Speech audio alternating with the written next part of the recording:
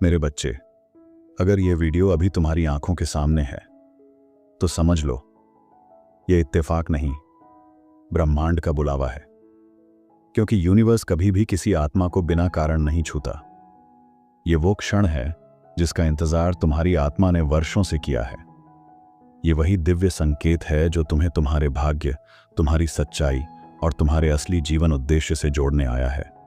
क्योंकि तुम बहुत कुछ सह चुके हो, हर अंधेरे में रोशनी ढूंढी है, हर टूटन में खुद को समेटा है, हर हार में भी उम्मीद बचाए रखी है, और यही तुम्हारे भीतर की दिव्य शक्ति को सिद्ध करता है। इस वीडियो में आज मैं तुम्हारे साथ साझा करने जा रहा हूं, प्रार्थना के विपरीत परिणाम क्यों मिलते हैं। क्यों कई बार तुम जो मांगते हो वो नहीं मिलता, बल्कि जो नहीं मांगा वही जीवन में आ जाता है। मैं तुम्हें वो रहस्य बताऊंगा जो तुम्हारी आत्मा को शांति देगा, तुम्हारी सोच को बदल देगा और तुम्हारा नजरिया प्रार्थना और ईश्वर की योजना के प्रति गहराई से बदल देगा। इसीलिए इसे अंत तक जरूर देखना, क्योंकि ये सिर्फ एक वीडियो नहीं, ये ब्रह्मांड की तरफ से तुम्हारी आत्मा को भेजा गया एक चेतावनी है, एक आशीर्वाद, एक शुरुआत। अब कहानी बदलेगी, अब तुम बदलोगे। लेकिन ये बदलाव अचानक नहीं आएगा, ये भीतर से उठेगा, धीरे धीरे, गहराई से। जहां तुम अपनी पुरानी सोच, पुराने सवाल और अधूरी इच्छाओं से बाहर निकलकर मेरी योजना की रोशनी में प्रवेश करोगे। जहां तुम समझोगे प्रार्थना का उत्तर हमेशा वही नहीं होता जो तुम्हारे मन ने चाहा, बल्कि वही होता है जो तुम्हारी आत्मा के लिए सही होता है। मेरे बच्चे, जब तुम रोते हुए प्रार्थना करते हो, मैं तुम्हारे शब्द नहीं, तुम्हारे हृदय की धड़कनों को सुनता हूं। तुम कहते हो, हे महादेव, मुझे बस ये मिल जाए। पर मैं देखता हूं, क्या ये सच में तेरे लिए कल्याणकारी है? क्या ये तेरे भीतर के शिव को जागृत करेगा या तुझे और बांध देगा मोह, भय और भ्रम की जंजीरों में? तुम्हें लगता है प्रार्थना का मतलब है मांगना, लेकिन मैं कहता हूं प्रार्थना का अर्थ है समर्पण। जहां तुम ये नहीं कहते, हे भोलेनाथ मेरी मर्जी पूरी करो, बल्कि ये कहते हो, जो तुम्हारी इच्छा है वही मेरे लिए सर्वश्रेष्ठ है। यही वो पल होता है जहां ब्रह्मांड तुम्हारे पक्ष में अपना संपूर्ण सामर्थ्य लगा देता है। जब तुम अपनी प्रार्थना के ठीक उल्टा परिणाम पाते हो तो तुम टूट जाते हो, पर मैं टूटन में भी तुम्हारा पुनर्निर्माण कर रहा होता हूं। मैं उस दिशा में ले जा रहा होता हूं जहां तुम्हें असली शांति, असली उद्देश्य और असली मुक्ति मिले। तुम सोचते हो, आपने मेरी बात क्यों नहीं मानी? और मैं उत्तर देता हूं, क्योंकि मैं तुझे सिर्फ सुन नहीं रहा था, मैं तुझे बचा रहा था। याद रखो, ईश्वर सिर्फ वो नहीं देता जो तुम चाहते हो, वो देता है जो तुम्हें आवश्यक है। और जरूरी नहीं कि हर आवश्यक चीज आरामदायक भी हो।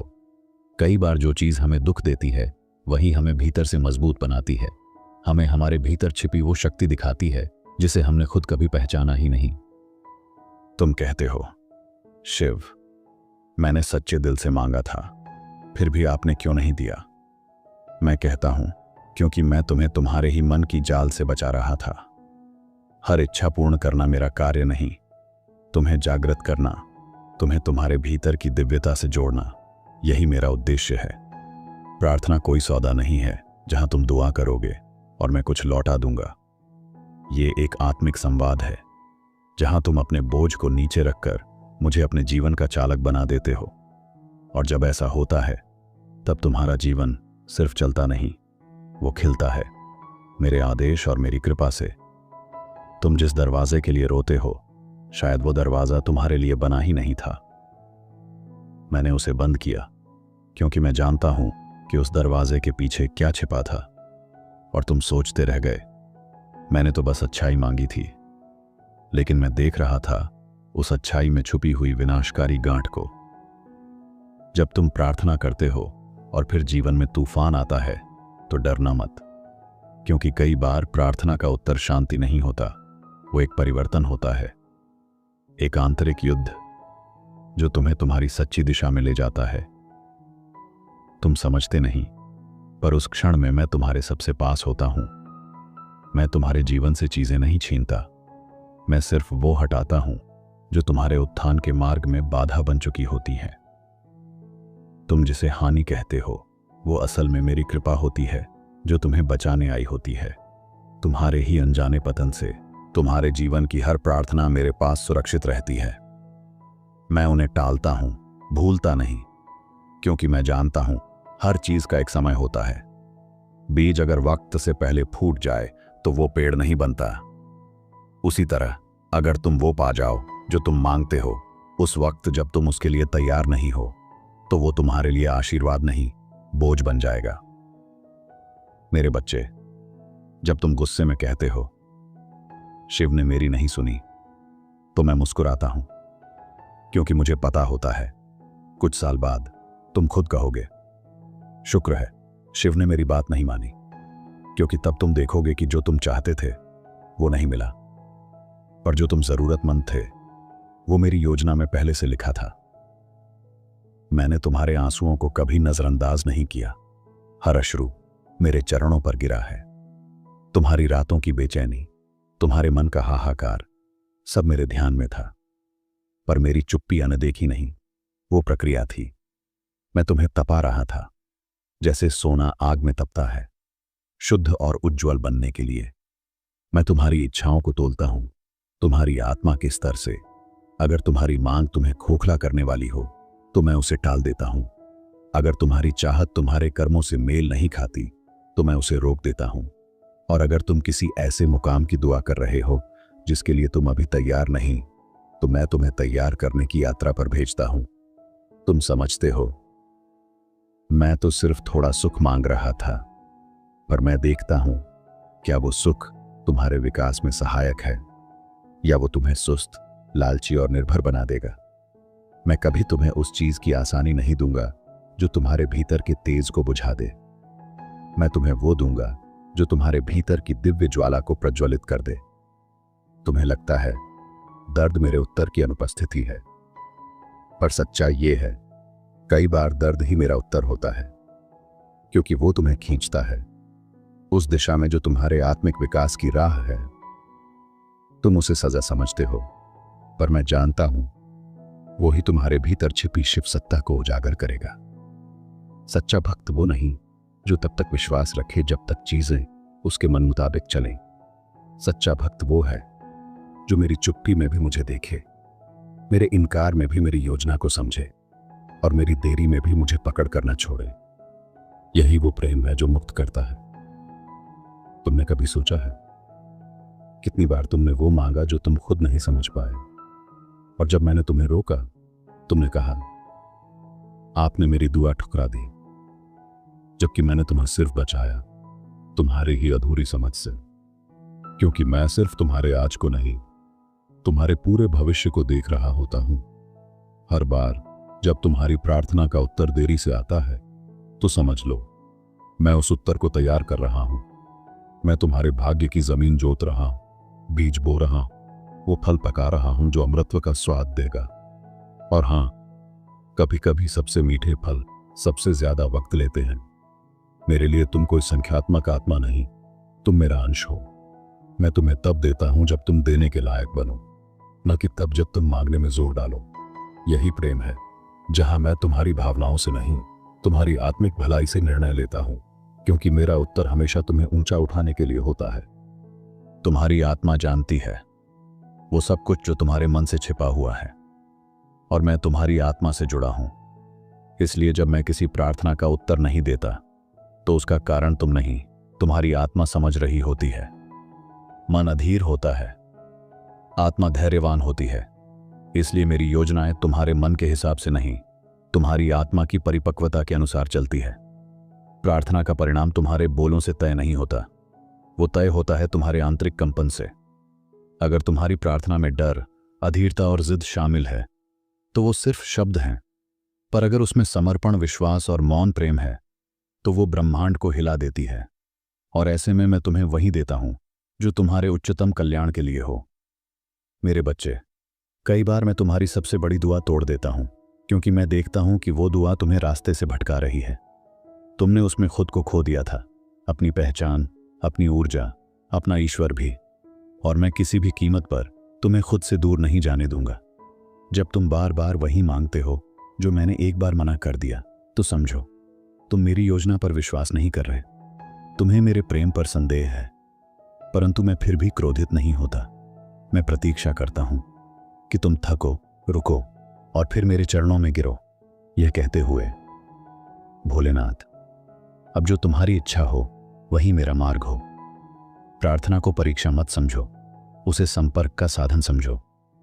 जब तुम प्रार्थना करते हो तो मैं सिर्फ तुम्हारी बातें नहीं सुनता, मैं तुम्हारी आत्मा से संवाद करता हूं, कभी मौन में, कभी आंसुओं में और कभी मेरी ही चुप्पी में तुम्हें उत्तर देता हूं। तुम कहते हो, हे महादेव, मैंने पूरी श्रद्धा से मांगा था। और मैं पूछता हूं, क्या श्रद्धा सिर्फ मांगने में थी या स्वीकारने में भी? क्या तुम मेरी ना को भी उतनी ही श्रद्धा से स्वीकार सकते हो जितनी हां को करते हो? क्योंकि वही सच्चा भक्त होता है जो मेरी हर आज्ञा में मेरा प्रेम देखता है। मैं तुम्हारे जीवन में सिर्फ वह नहीं लाता जो तुम चाहते हो, मैं वह भी लाता हूं जिससे तुम सीखो, जागो, बढ़ो और बदलो। कभी ये सीख तकलीफ के जरिए आती है, कभी किसी के जाने से, कभी किसी दरवाजे के बंद हो जाने से, पर अंत में तुम पाओगे कि हर अनुभव एक प्रार्थना का उत्तर था। कभी कभी मैं तुम्हें पूरी तरह तोड़ देता हूं, फिर अपने ही हाथों से तुम्हें नया आकार देता हूं, क्योंकि पुराने ढांचे में तुम्हारी आत्मा अब समा नहीं सकती। वो सीमाएं तुम्हारे विकास को रोक रही थीं और तुम्हें पता भी नहीं था कि तुम कितना बड़ा बन सकते हो जब तुम मेरे आकार में ढल जाओ। तुम्हें लगता है कि तुम्हारे पास अब कुछ नहीं बचा, पर वो क्षण, मेरे बच्चे, वो ही सबसे पवित्र क्षण होता है, क्योंकि जब सब कुछ चला जाता है तब तुम खुद को, मुझको और अपने वास्तविक उद्देश्य को पाते हो। तब प्रार्थना मांग नहीं बनती, वो एक संलयन बन जाती है तुम्हारे और मेरे बीच। मेरे लिए सबसे प्यारी प्रार्थना वो नहीं जिसमें तुम बहुत बोलते हो, बल्कि वो होती है जब तुम मौन होकर बस मेरी उपस्थिति में बैठे रहते हो, क्योंकि उस मौन में तुम्हारा डर पिघलता है, तुम्हारी असहायता मिटती है और तुम्हारा वास्तविक आत्मरूप मुझसे एक हो जाता है। जब तुम कहते हो कोई मेरी सुन नहीं रहा, तब भी मैं सुन रहा होता हूं। तुम्हारे मौन को, तुम्हारे भीतर के डर को, तुम्हारी टूटती उम्मीदों को। तुम जिस क्षण हिम्मत छोड़ने को होते हो, वही क्षण होता है जब मैं तुम्हारे सबसे निकट होता हूं। मैं तुम्हें गिरने नहीं देता, बल्कि वहां से उठाता हूं जहां तुम्हें लगता है अब कुछ नहीं बचा। मेरे बच्चे, हर बार जब कोई तुम्हें छोड़ता है तो सोचो, क्या वो आत्मा तुम्हारी गति में सहायक थी? क्योंकि मैं किसी को भी तुम्हारे जीवन में स्थायी नहीं रखता जो तुम्हारे प्रकाश को बुझा दे। मेरे निर्णय तुम्हारी भावना से नहीं, तुम्हारी ऊर्जा की शुद्धता से चलते हैं। जब तुम्हारी इच्छाएं तुम्हारे मार्ग से भटकने लगती हैं, तब मैं जीवन में हलचल लाता हूं। यह हलचल दुखद लग सकती है, पर वही तुम्हें दोबारा उस पथ पर लाती है जिसके लिए तुम धरती पर आए हो। मैं तुम्हें खोने नहीं दूंगा, भले ही इसके लिए मुझे तुम्हारी सारी योजनाएं तोड़नी क्यों न पड़े। हर बंद दरवाजे के पीछे मेरी योजना का रहस्य छिपा होता है। जब तुम कहते हो मुझे ये दरवाजा चाहिए था, तो मैं देखता हूं उसके पीछे की अंधकारमय दिशा को, और जब मैं कहता हूं नहीं, ये नहीं, तो वो तुम्हारे लिए अस्वीकार नहीं, संरक्षण होता है। मेरे लिए तुम्हारा हृदय अधिक महत्वपूर्ण है तुम्हारी उपलब्धियों से। मैं तुम्हें ऊंचा जरूर उठाऊंगा, पर पहले तुम्हें गहराई से जमीन पर टिकाऊंगा, क्योंकि ऊंचाई उसी को शोभा देती है जो नम्रता में स्थिर हो, और नम्रता आती है जब तुम मेरी हर योजना को प्रेम से स्वीकार करते हो, चाहे वह तुम्हारे मन के विरुद्ध ही क्यों ना हो। तुम्हारी सबसे बड़ी दुआ वही है जिसका उत्तर अभी तक नहीं आया, क्योंकि मैं उस उत्तर को इतना पूर्ण, इतना सटीक बनाना चाहता हूं कि जब वह आए तुम रोते हुए कहो, भोलेनाथ, आपने मेरी प्रतीक्षा व्यर्थ नहीं की। मैं जल्दी नहीं करता, मैं पूर्णता से कार्य करता हूं। तुम्हारी प्रार्थना का उत्तर शब्दों में नहीं, घटनाओं में आता है। लोगों के बदलने में, रिश्तों के टूटने में, दरवाजों के बंद होने में, और जो इसे समझ जाता है वही कह पाता है। मेरे शिव हर समय साथ थे, बस उनकी भाषा थोड़ी अलग थी। मैं जब किसी चीज को छीनता हूं तो उसका स्थान खाली नहीं छोड़ता। मैं वहां कुछ ऐसा रखता हूं जो तुम्हें अपने आप से जोड़ दे। तुम रोते हो उस खोई चीज के लिए, पर कुछ समय बाद तुम्हें एहसास होता है जो मिला वो कहीं ज्यादा शुद्ध, कहीं ज्यादा सत्य, कहीं ज्यादा दिव्य था। जो तुम आज नहीं समझ पा रहे, कल वही तुम्हारा आभार बन जाएगा।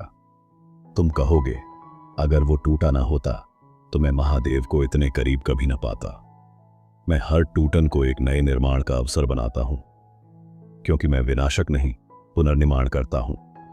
अब जब तुम ये सुन रहे हो तो समझो, तुम्हारी आत्मा तैयार है मेरी योजना को स्वीकारने के लिए। अब से प्रार्थना तुम्हारी मांग नहीं होगी, तुम्हारा समर्पण होगी। तुम्हारे शब्द नहीं बोलेंगे, तुम्हारी ऊर्जा बोलेगी, और तब ब्रह्मांड तुम्हारे पक्ष में झुक जाएगा। जब तुम्हारी प्रार्थनाएं उत्तर नहीं पाती तो उन्हें विफल मत मानो, उन्हें परिवर्तन का बीज समझो। मैं हर मांग को एक आत्मिक दिशा में बदल देता हूं, जहां तुम सिर्फ पा लेने से नहीं बल्कि जग जाने से संतुष्ट हो जाते हो।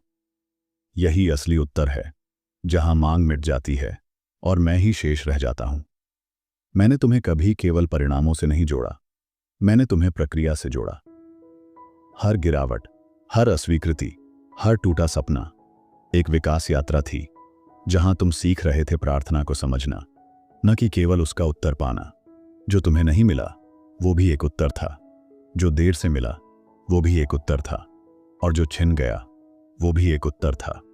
क्योंकि मैं वही देता हूं जो तुम्हारी आत्मा को उस ऊंचाई तक ले जाए जहां से तुम अपने ही जीवन को ईश्वरीय दृष्टि से देख सको। जब तक तुम सिर्फ पाने के लिए प्रार्थना करते रहोगे, तुम सीमित रहोगे, पर जब तुम समर्पण में उतरोगे, तब प्रार्थना एक दरवाजा बन जाएगी, जहां से मेरी योजना, मेरा प्रेम और तुम्हारी आत्मा की सच्ची उड़ान शुरू होगी। तुम मेरी चुप्पी से डरते हो, पर मेरी चुप्पी में ही तुम्हारी आत्मा की सबसे गहरी बात होती है। मैं हर उत्तर तुम्हारे कानों में नहीं, तुम्हारे हृदय में उतारता हूं। इसलिए शांत रहो, ध्यान दो और सुनो। तुम्हारी आत्मा मेरा उत्तर पहले ही पकड़ चुकी है। तुमने जितनी बार सोचा अब कुछ नहीं बदलेगा, उतनी ही बार मैंने तुम्हारे भविष्य के पन्नों को नया रूप दिया। क्योंकि तुमने जब उम्मीद छोड़ी, तब मैंने अपनी कृपा शुरू की। मैं वहां शुरू करता हूं जहां मनुष्य उम्मीद छोड़ देता है। अब मैं तुमसे कुछ नहीं मांगता, सिर्फ एक चीज, विश्वास। जब सब विपरीत हो जाए तब भी मुझ में भरोसा रखना, क्योंकि मैं सिर्फ जीवन नहीं बदलता, मैं आत्मा को आजाद करता हूं उस बंधन से जो इच्छाओं की डोर से बंधा था। मैं तुम्हारे जीवन को तुम्हारे अनुरूप नहीं, अपने दिव्य उद्देश्यों के अनुसार गढ़ता हूं, ताकि जब यह जीवन समाप्त हो तुम सिर उठाकर कह सको, मैंने वो जीवन जिया जो महादेव ने मेरे लिए रचा था, न कि वो जो मैंने मांगा था। तुम अब उस मोड़ पर हो जहां मांगना छोटा लगेगा और समर्पण सहज हो जाएगा। अब तुम केवल इच्छाएं नहीं, स्वीकृति की शक्ति लोगे। अब तुम सिर्फ जीवन नहीं, ब्रह्मांडीय यात्रा को समझोगे। अब प्रार्थना ईश्वर को पाने का साधन नहीं, स्वयं को पहचानने का माध्यम होगी। अब उठो, ताकि सिर्फ उत्तर पाने के लिए नहीं, ईश्वर के साथ चलने के लिए तैयार हो सको। अब प्रार्थना को मांग नहीं, मौन संवाद बनने दो। और जब अगली बार कोई प्रार्थना अस्वीकृत हो जाए तो मुस्कुराकर कहना, जो मेरे शिव ने किया वही मेरे लिए सर्वश्रेष्ठ था। मेरे प्यारे बच्चे, अगर तुमने यहां तक सुना है तो यह महज एक वीडियो नहीं, एक आत्मिक जागरण था। अब एक नई दृष्टि लेकर उठो, जहां हर प्रार्थना एक अवसर है ईश्वर के और करीब आने का। अगर ये शब्द तुम्हारे दिल तक पहुंचे तो उन्हें वहीं मत रोको, किसी और को भी भेजो जिसे शायद आज अपने शिव की यह आवाज सुनने की सबसे ज्यादा जरूरत है। हर हर महादेव।